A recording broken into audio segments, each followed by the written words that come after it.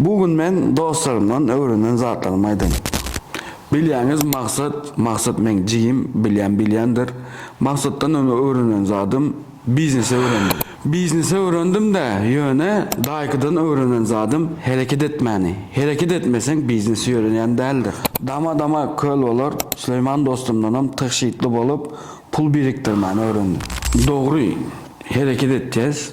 Hareket etmeni öğrendik. Ýöne hareket etmek için ir turmaly. Ir turmasan, abette tursan uje kenzadın geç gitýär, hiç da geçemem. Bu ir turmanam Murat Hanoğlu'dan öğrendim. Maňa zat öğrenen dostlarım köp. Ýöne esaslaryny aýdyp geçtim. Dur, yeniden biri men Perman dostum galkypdyr. Ondan yatyp arkaýyna oturup reis görmeni öğrendim. Çıktı pul koyup yaşar dost düşmanım yüze çıktın. İhtiyar düşürlük